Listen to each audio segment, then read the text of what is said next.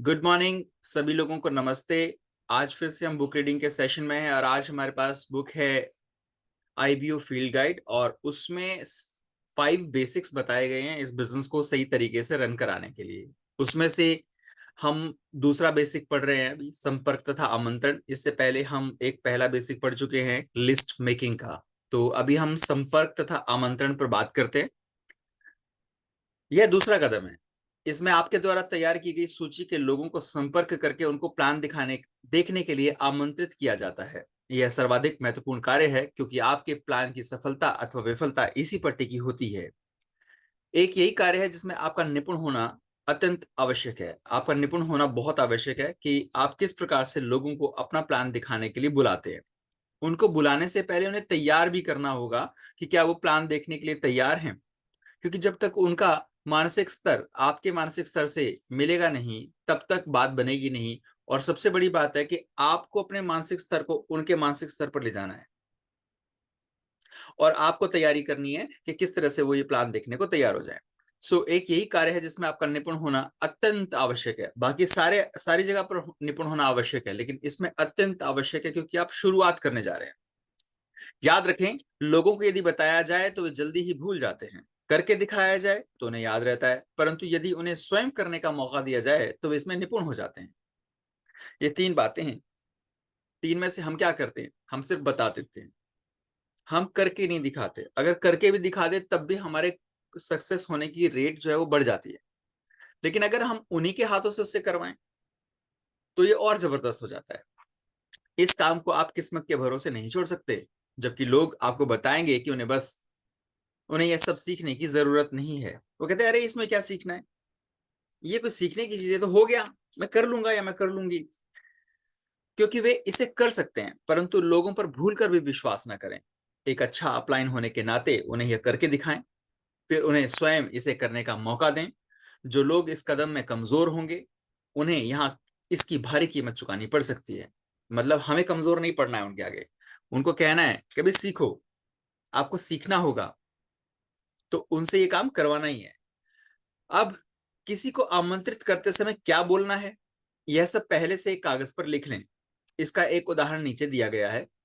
पूर्वानुमति लें, यानी उनसे एक अनुमति लेनी है हम लोगों को इस बात की कि क्या हम उनसे बात कर सकते हैं या वो हमसे बात करने को तैयार हैं। जैसे एक डायलॉग लिया, हाँ मैंने गलत समय पर फोन तो नहीं किया। दूसरा डायलॉग हो सकता है, फिर क्या हम 1 मिनट बात कर सकते हैं।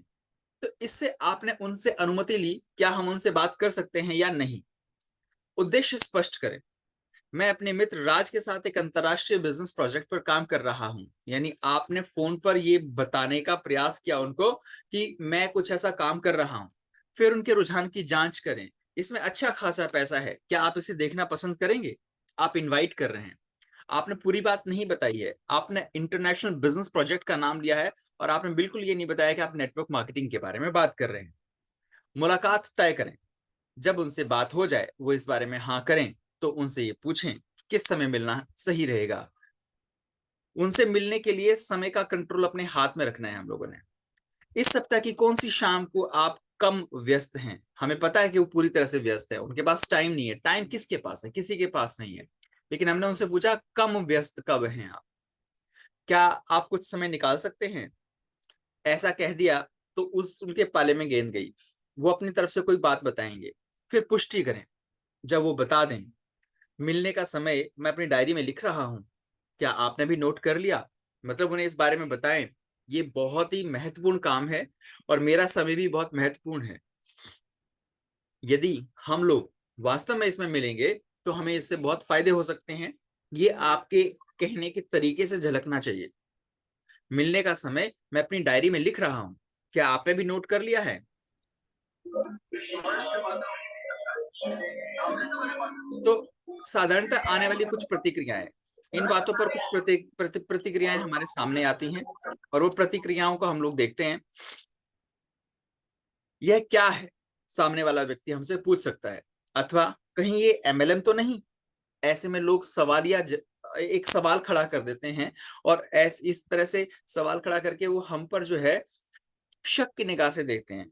कई लोगों को एमएलएम के नाम पर अलग अलग कंपनियों में पैसे लगवा कर और उनके साथ कुछ इस प्रकार की बात हुई कि बड़े बड़े सपने दिखाए गए और उनके अप्लायंस ने या सिस्टम ने कुछ खास नहीं किया, जिसकी वजह से उन्हें इससे कुछ अच्छे रिजल्ट नहीं आए। तो ये गलत प्रचार भी हो चुका है। तो वो एक क्वेश्चन पूछ सकते हैं आपसे, कहीं ये एमएलएम तो नहीं? क्या आप मुझे विस्तार से बता सकते हैं? मैं व्यस्त हूं, मेरे पास समय नहीं है। आपके पास ये 4 अलग-अलग बातें आ सकती हैं। ये क्या है? क्या ये एमएलएम तो नहीं? क्या आप मुझे विस्तार से बता सकते हैं? मैं व्यस्त हूँ, मेरे पास समय नहीं। अगर मैं लास्ट वाले की बात करूँ तो नेगेटिव है। ये स्टेटमेंट नेगेटिव स्टेटमेंट आई कि आपको वो अपने पास आने नहीं देना चाहता। लेकिन किसी ने पूछा कि आप मुझे विस्तार से बता सकते हैं, तो हमें उसे फ़ोन पर ही विस्तार से नहीं बताना है। उसके लिए मिलने का समय निर्धारित करना है। यदि आपके पास इनके जवाब नहीं है, तो पहले से ही अपने जवाब तैयार रखना बेहतर होगा। मैं आप लोगों से गुज़ारिश करूँगा कि आप लोग अपनी-अपनी डायरी पेन लेकर ये सवाल लिख लें और इनके अलग-अलग लोगों के प्रति अलग-अलग जवाब हो सकते हैं। लेकिन अपने एक्टिव और इफेक्टिव अपलाइन के साथ मिलकर इसके बारे में बात करें कि इसके संभावित ऐसे जवाब जो कॉमन हों, जो सबके लिए दिए जा सकते हों। बिल्कुल हैं इसके जवाब। तो अपने अपलाइन के साथ इसका अभ्यास करें। बार-बार दोहराने से यह आपको आसान लगने लगेगा। जब आप बार-बार करेंगे तो ये आपको आसान लगने लगेगा। आपके पास क्यू कार्ड्स भी होने चाहिए। क्यू मतलब क्वेश्चन कार्ड्स, यानी कि सवाल के कार्ड्स आप बना सकते हैं ताकि सामने से पूछे गए सवाल के सही जवाब आप जान सकें। कॉल के शुरू में ही बातचीत जारी रखने की अनुमति लेना ना भूलें। मैंने आपको गलत समय पर फोन तो नहीं किया? या फिर क्या हम 1 मिनट बात कर सकते हैं? यदि वे व्यस्त हों तो उनसे पूछें कि आप उन्हें किस समय दोबारा फोन कर सकते हैं। वापस फोन करने की जिम्मेदारी भूल कर भी उन पर ना डालें। जिम्मेदारी अपने पास से रखें। क्यों? अगर आप ऐसा करते हैं तो वे निश्चित तौर पर आपको कॉल बैक करना भूल जाएंगे और आप हफ्तों तक उनके फोन की प्रतीक्षा करते रहेंगे। अतः फोन करने का अधिकार अपने पास ही रखें। वॉइस कॉल पर पहुंचने पर एक संक्षिप्त संदेश छोड़ना उचित होता है। कई लोगों ने अपने फोन पर वॉइस कॉल का ऑप्शन रखा होता है कि आप उसमें मैसेज छोड़ दीजिए, वो आकर वापस सुन लेंगे। हाय, मैं राज बोल रहा हूँ। मैं आपसे एक बहुत ही ज़रूरी सवाल पूछना चाहता था। कृपया मुझे कॉल कीजिए अथवा मैं आपको दोबारा कॉल करूँगा। एक व्यक्ति के दिमाग में जिज्ञासा डाल दी आपने, क्यूरियोसिटी डाल दी कि आप क्या बात करना चाहते हैं। वो ज़रूर आपसे बात करेगा। बात ही कुछ ऐसी होनी चाहिए कि सामने वाले का इंटरेस्ट बने और वो सोचे कि यार इस बारे में बात करनी पड़ेगी। अपनी कॉल को संक्षिप्त व सटीक बनाए रखिए। अगर आप अत्यधिक विस्तार से बातें करते हैं, तो यह आप में आत्मविश्वास की कमी का सूचक है। यानी बातें छुपाना भी ज़रूरी है। उतनी बात बतानी जितनी बात बताने से हमें फ़ायदा हो सके, उनको फ़ायदा हो सके। ये बात जिसके लिए हम इसे शुरू कर रहे हैं, एक सही मुकाम पर पहुँच सके। अक्सर अतः आरंभ में ही स्पष्ट कर दें कि आप जल्दी में हैं। भई आपके पास टाइम नहीं है। आप जल्दी में हो सकते हैं। वो ना हो कोई फ़र्क नहीं पड़ता, लेकिन ये आपके व्यावसायिक व्यक्तित्व को सामने रखता है कि आपके पास समय कम है। अक्सर नए आईबीओ को ये बातें अनावश्यक महसूस होती हैं, इसीलिए वे फ़ोन पर ही पूरा प्लान समझाने का प्रयास करते हैं, जिसकी वजह से उन्हें मनचाहे परिणाम प्राप्त नहीं होते हैं। याद रखें, आमंत्रित करने का उद्देश्य मीटिंग के लिए समय निर्धारित करना मात्र है। फ़ोन जो आप कर रहे हैं, वो सिर्फ़ उनको मीटिंग में बुलाने के लिए है या उनके साथ एक मीटिंग तय करने के लिए है, ना कि प्लान दिखाने के लिए। प्लान तो मीटिंग में दिखाया जाएगा। फ़ोन पर ही बिज़नेस की व्याख्या करने से बचें। प्रश्न का उत्तर प्रश्न से ही दें, ताकि नियंत्रण आपके हाथ में रहे। यहाँ कुछ सवाल जवाब दिए गए हैं, जो आपकी बातचीत को सही दिशा देने में आपकी मदद करेंगे। संभावित ग्राहक आपसे पूछ सकता है, मुझे नहीं लगता कि मैं इसे कर पाऊँगा। आप उससे पूछते हैं, आपको ऐसा क्यों लगता है? या इसमें ऐसा क्या है जो आप नहीं कर सकते? जवाब नहीं देना है आपने, सवाल ही पूछना है। संभावित ग्राहक कहते हैं, मैं वॉलमार्ट से खरीदारी करना पसंद करता हूँ। हमारे यहाँ कह सकते हैं, मैं विशाल मेगा मार्ट से खरीदारी करना पसंद करता हूँ। आप कह सकते हैं, मैं रिलायंस स्टोर से खरीदारी करना पसंद करता हूँ। देखो, मैंने बिना रिलायंस या वॉलमार्ट या फिर विशाल मेगा मार्ट की अनुमति के, वो मुझे एक पैसा भी नहीं देंगे। लेकिन मैंने इसमें अपनी बात कह दी, उनका नाम ले दिया, ये एक प्रचार ही तो हो गया। मगर हम अपनी कंपनी का नाम लेंगे। लेकिन यहाँ नहीं ले सकते, क्योंकि वो कह रहा है कि मैं यहाँ से खरीदारी करना पसंद करता हूँ। ऐसे में आप उन्हें अपनी कंपनी के अच्छे-अच्छे विचार बताने से बचें। आप ये बताने से बचें कि हमारे प्लान क्या हैं। नहीं, आपको नहीं बताना है। आपको क्या कहना है? क्या आप अपनी खरीदारी से मुनाफ़ा कमाना पसंद करेंगे? सवाल पलट दिया। आपने सवाल किया। संभावित ग्राहक, मैं बहुत ज़्यादा व्यस्त हूँ। आप, अगर अच्छी आमदनी का मौका मिले तो क्या आप समय निकाल पाएँगे? अथवा इसे समझने के लिए मात्र आधा घंटा ही लगेगा। आप इस आधे घंटे पे ना जाएँ। ऊपर वाला क्वेश्चन ज़्यादा अच्छा है। अगर अगले को अच्छी आमदनी की आवश्यकता होगी तो ज़रूर करेगा। वरना कभी भी वो आपसे कहेगा कि पैसे कम हैं, तो आप इस बारे में बात कर सकते हैं कि इस समय इस बात का रोना नहीं रो सकते। हमें नए साधनों की तलाश करनी पड़ेगी, नए साधन खोजने पड़ेंगे और उन साधनों पर बात करनी पड़ेगी। संभावित ग्राहक, क्या इसके बारे में कुछ और बता सकते हैं? अगर वो ऐसा पूछे तो आप कहेंगे, क्यों नहीं? आपको दिखाने के लिए मेरे पास बहुत कुछ है। क्या हम गुरुवार की शाम को मिल सकते हैं? लालच में ना फँसें। वो पूछे और आप बताने लगे दनादन, दनादन, दनादन, दनादन। हो गया फिर काम। अगली बार आपको मिलने का मौका ही नहीं मिलेगा। मिलकर बताएँ, भले ही उसके रिजल्ट कुछ भी हों। क्या हम गुरुवार की शाम को मिल सकते हैं? अथवा मैं विशेषज्ञ नहीं हूँ, फिर भी मैं आपको उस व्यक्ति से मिलवा सकता हूँ, जिनसे मैं सीख रहा हूँ। सीख रहा हूँ, सीखा हूँ नहीं, मैंने सीखा है नहीं, मैं सीख रहा हूँ। वे इस बारे में काफ़ी कुछ जानते हैं। वे सर्वज्ञानी नहीं हैं, मगर काफ़ी कुछ जानते हैं। वे कब फ्री हैं, उनसे पूछकर आपको कॉल करता हूँ। वैसे आपके लिए कौन-सा दिन ठीक रहेगा? अभी भी आपने उनसे उनके दिन के बारे में बात कर ली। संभावित ग्राहक, मुझे नहीं लगता कि मुझे इसमें दिलचस्पी होगी। आप कुछ नहीं बोलें उसको, कुछ बताने की ज़रूरत नहीं है। उससे पूछें आपको ऐसा क्यों लगता है? अथवा क्या मैं जान सकता हूँ कि आपकी दिलचस्पी किस विषय में कम है? फिर कई विषय ऐसे हो सकते हैं वो अपनी मर्ज़ी से बोल रहा है ये नहीं करना, तो आपको लगता है कि वो एमएलएम के लिए मना कर रहा है, तो उसी से पूछ लें कि कौन से विषय में आपकी दिलचस्पी कम है? आपको क्या लगता है कि मैं क्या बताने वाला हूँ? ये सवाल इस प्रकार से उसके सामने गया। संभावित ग्राहक, आप किस बारे में बातें कर रहे हैं? आप बोलिए, एकदम अलग नाम लीजिए। मैं इंटरैक्टिव कॉमर्स के विषय में बात कर रहा हूँ। बस आपने एमएलएम हटा दिया वहाँ से, नेटवर्क मार्केटिंग हटा दिया आपने वहाँ से। इंटरैक्टिव कॉमर्स, आप डायरेक्ट सेलिंग के बारे में भी कह सकते हैं कि मैं डायरेक्ट सेलिंग के बारे में बात कर रहा हूँ या कर रही हूँ।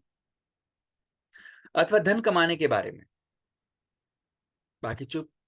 क्या हम इस विषय पर 20-25 मिनट मिलकर बातें कर सकते हैं? मतलब इन सारे सवालों में एक ही बात छुपी पड़ी है, आपको उसका टाइम लेना है और सामने बैठकर बात करनी है, क्योंकि आपको बताऊं कि अभी हमारी वीडियो ऑन है और हम कुछ बात कर रहे हैं तो हमारे फेशियल एक्सप्रेशंस दिख रहे हैं, तो हमारी बात का भाव समझ में आता है हमें। लेकिन अगर फोन पर आप बात करें ना, तो सामने वाले व्यक्ति का भाव समझ में नहीं आता। इसीलिए फोन पर बताने से बचें, सामने बैठकर बात करें। अगर वो कोई ऑब्जेक्शन भी उठाता है, तब आप उसको बात कर सकते हैं। जैसे हम पुरुष साथी होते हैं, किसी से मिलते हैं, वो कुछ कहना चाहता है, हम उसका हाथ पकड़ के रोक लेते हैं उसको। नहीं, ऐसी बात नहीं है। लेकिन फोन पर तो ये हो नहीं सकता। संभावित ग्राहक कहता है, लगता है मैंने पहले भी इसे देखा है। आप कहते हैं, आपने क्या देखा है? अच्छा, मुझे नहीं पता कि आप इस बारे में क्या जानते हैं, परंतु मैं इतना ज़रूर जानता हूँ कि आपको बताने के लिए मेरे पास बहुत ही महत्वपूर्ण जानकारी है। मजबूती होनी चाहिए बात में। मान लीजिए आपका कोई मित्र जो पहले कभी समुद्र तट पर नहीं गया और उस बारे में कुछ जानता भी नहीं। आप उसे बालू और खारे पानी से भरी एक बोतल दिखाते हुए समुद्री किनारों के बारे में बताने की कोशिश करते हैं और वह अपने कल्पित विचारों के आधार पर निर्णय लेते हुए कहता है, क्षमा करें, इसमें मेरी कोई दिलचस्पी नहीं है। इतना बड़ा समुद्र, इतना बड़ा समुद्र तट एक बोतल में आप बता देंगे। ठीक इसी प्रकार जब आप अपने संभावित ग्राहक को फोन पर ही बिजनेस प्लान समझाने का प्रयास करते हैं, तो यह रेत और खारे पानी से भरा जार दिखाकर उसे समुद्री किनारों पर आमंत्रित करने के प्रयास के समान साबित होता है। अतः आमंत्रित करते समय विशेष सावधानी बरतें। किसी को मीटिंग में बुलाते समय पूछिए, क्या आप पहले से ही किसी और को अपना समय दे चुके हैं? उनके व्यस्त होने की अवस्था में उनसे कहें, ठीक है, मैं आपको अगले सप्ताह फिर फोन करूंगा ताकि हम देख सकें कि फिर कब मिला जा सकता है। आपकी अपनी व्यस्तता बतानी भी उतनी ही आवश्यक है। अपनी मुलाकात को लेकर उनकी जिज्ञासा को बनाए रखें। यानी आप वहां बात ना बताएं, वो सोचता रहे व्यक्ति की बताने क्या वाला है। अगर वे इस विषय में उत्साहित ना हों, तो आपके लिए नया व्यक्ति ढूंढना उचित रहेगा। आपको ये देखना है कि मैं इस व्यक्ति के साथ समय लगाने वाला हूं, तो अगर ये समय लगाने के लिए लगाने से मुझे क्या संभावित लाभ हो सकते हैं, क्या ये व्यक्ति, इसके अंदर वो उत्साह नजर आता है? अगर आता है तो ही बात करने का कुछ औचित्य बनता है, अदरवाइज इसको छोड़ा जा सकता है। मुलाकात तय करते समय उन्हें विकल्प चुनने की आजादी दें, मगर विकल्प आपने देने हैं। इस टाइम, उस टाइम, इस टाइम, उस टाइम। यदि आप उनसे पूछते हैं क्या मंगलवार की शाम 8 बजे मिलना आपके लिए सही रहेगा, और वह कहते हैं नहीं, ऐसे में आप बुधवार, फिर गुरुवार और फिर शुक्रवार पूछने के लिए विवश हो जाएंगे, तथा ऐसा करते करते आप अपना पूरा नियंत्रण उनको सौंप देंगे, जो एक दुखदायक स्थिति होगी।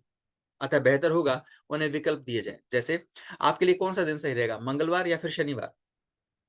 आपने बीच में 3 दिन का गायब कर दिए, बुध वीर शुक्र 3 दिन गायब कर दिए। तब उसके लिए अब चुनना आसान है, या तो मंगलवार या शनिवार। समय निर्धारित करते समय भी विकल्पों का सहारा लें, 6 बजे या फिर 8 बजे। तो वो व्यक्ति के दिमाग को तैयार कर देता है कि भाई इतना ही है। प्लान देखने के बाद अधिकांश लोग अपनी पत्नी से इस विषय पर विचार विमर्श अवश्य करेंगे। मैं अपनी वाइफ से पूछ के बताता हूँ, जैसे उनकी वाइफ ने इस बारे में बहुत अच्छे से पीएचडी किया हुआ है। उनको भी तो उतना ही पता होगा ना जितना आपको, बल्कि आप इस व्यक्ति को तो ज्यादा पता होगा जिससे आपने बताया है। पत्नी को तो कुछ भी नहीं पता। अब हमारे लिए एक मुसीबत खड़ी हो जाएगी कि इतना समय लगाकर हमने उसे समझाया, अब वो अपनी पत्नी से विचार विमर्श करने के लिए चल देगा। अतः शादीशुदा व्यक्ति को उसकी पत्नी के साथ आमंत्रित करे, ताकि हमारा समय बचे और हमारी ऊर्जा बचे। यदि ऐसा करने में वे हिचकिचाहट महसूस करते हैं, तो उन्हें बताएं कि इससे उनका काफी समय बचेगा, हमारा नहीं, उनका। कि आपका बहुत टाइम बचेगा, आप निर्णय ले पाएंगे, यस और नो। बातचीत की समाप्ति से पूर्व मुलाकात की पुष्टि करना अनिवार्य है। फोन पर बात कर रहे हैं, जैसे क्या मैं इसे अपनी डायरी में नोट कर लूं? विवाहित लोगों से पूछ लेना उचित रहता है, क्या आपकी पत्नी आपके साथ होंगी? पुष्टि के समय वे कह सकते हैं मुझे सोमवार को एक बार फिर से फोन करके कंफर्म कर लेना। सावधान, ऐसा करके वे नियंत्रण अपने हाथों में लेने का प्रयास कर रहे होते हैं। देखिए कितनी छोटी सी बात है, लेकिन बिजनेस की साइकोलॉजी के हिसाब से कितनी जबरदस्त बात है। वो नियंत्रण अपने हाथों में लेने का प्रयास कर रहे होते हैं, या फिर इसका सीधा सा अर्थ है कि वे आपकी बातों की कीमत नहीं समझ रहे हैं। ऐसे में आप कह सकते हैं, यदि आप अतिरिक्त आमदनी को लेकर वास्तव में उत्साहित हैं, तो अगले हफ्ते का ऐसा कौन सा दिन है जब आपके साथ बैठकर इस विषय में गंभीरता पूर्वक 20-25 मिनट विचार विमर्श किया जा सके। आप अपनी बात पर अडिग रहें। देखिए किसी का समय कितना ही महत्वपूर्ण हो, आपके लिए तो अपने समय की कीमत ज्यादा है ना। आप ऐसे में उनके समय को लेकर बात नहीं कह सकते। अतः थोड़ा और समय लगाकर उसी समय मुलाकात की पुष्टि कर लेना उचित रहता है। अन्यथा पहले तो आप पूरे सप्ताह उनके पीछे भागकर इस बात की पुष्टि कर रहे होंगे कि वे मीटिंग में आ रहे हैं अथवा नहीं, तथा बाद में फोन करके उनसे आप ये पूछते हुए झगड़ा कर रहे होंगे कि वायदा वायदा करके वो नहीं आए, वायदा करने के बाद भी मीटिंग में क्यों नहीं आए। एक कहानी है, कार्ल ने जब अपने नेटवर्किंग बिजनेस की शुरुआत की, तो आरंभ में ही उसे 40 न कहने वाले लोग मिले। कार्ल कहते हैं, मुझे मुश्किल से कुछ ही लोग मिले जिन्होंने प्लान देखने के बाद हामी भरी। अंततः उसके अपलाइन ने उससे कहा, मैं कुछ ऐसे लोगों की तलाश में हूं जो 2 से 5 हजार डॉलर प्रति माह की अतिरिक्त आमदनी में दिलचस्पी रखते हों। इसके अलावा मैं उन लोगों की मदद करने को तैयार हूं जो 6 अंकों की आय को लेकर गंभीर हूं। अतः यदि आप इस विषय में गंभीर हैं, तो बाहर जाइए और कुछ लोगों से इस बारे में बात कीजिए।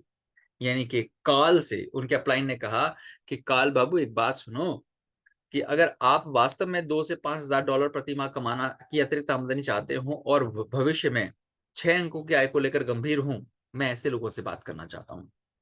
तो कार्ल को समझ में आ गया कि ये तो मुझे चाहिए। और यदि आप इस विषय पर गंभीर हो तो बाहर जाइए और कुछ लोगों को से इस बारे में बातचीत कीजिए।